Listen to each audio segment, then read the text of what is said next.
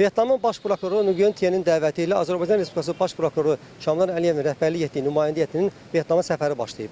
Martın 24-də Vyetnam Sosialist Respublikasının prezidenti Loan Quoc nümayəndə heyətini qəbul etdi. Baş prokuror yüksək qonaqpərvərliyə və səmimi qəbula görə təşəkkürünü ifadə edərək Prezident İlham Əliyevin salamlarını Vyetnam Komünist Partiyasının baş katibinə və ölkə prezidentinə çatdırıb. Loan Quoc dövlətimizin başçısına salamlarına görə minnətdarlığını bildirib, onların da salamlarını Azərbaycan prezidentinə çatdırmağı xahiş edib. Görüşdə iki ölkə arasında münasibətlərin təməlinin hələ 1959-cu ildə Vyetnamın ilk prezidenti Ho Chi Minhin ölkəmizə və 1983-cü ildə Ulu Öndər Heydər Əliyevin SSR Nazirlər Soveti sədrinin birinci müavini qismində Vyetnama tarixi səfərləri zamanı qoyulduğunu qeyd edilərək, SSR dövründə Azərbaycanda 5000-ədək Vyetnamlının təhsil aldığı bildirilib. Müstəqilliyin bərpasından sonra Prezident İlham Əliyevin uğurlu siyasəti nəticəsində Azərbaycan-Vyetnam əlaqələri dinamik inkişaf edib.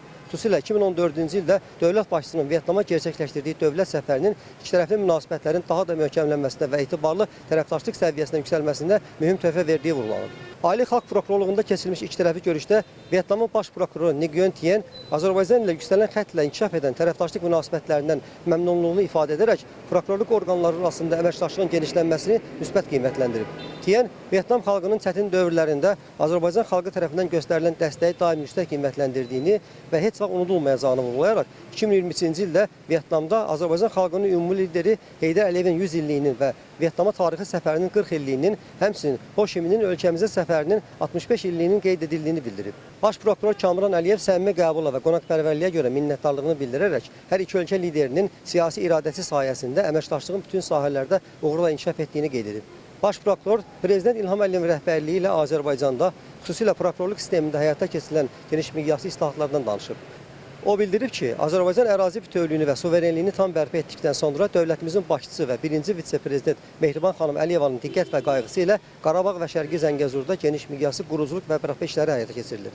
Tərəflər hüquqi sahədə əməkdaşlığın genişləndirilməsi, ikitərəfli və çoxtərəfli formatda birgə fəaliyyətin səmərəliliyi, beynəlxalq təşkilatlar çərçivəsində əməkdaşlıq və hüquqi baza üzrə fikir mübadiləsi aparıblar. Sonda Azərbaycan və Vyetnam baş prokurorluqları arasında hüquqi əməkdaşlığın daha da intensivləşdirilməsi məqsədi ilə anlaşma memorandumu imzalanıb. Bu sənəd iki ölkənin prokurorluq orqanları arasında hüquqi əməkdaşlığın inkişafına töhfə verməklə yanaşı qarşılıqlı təcrübə mübadiləsinin genişlənməsinə xidmət edəcək.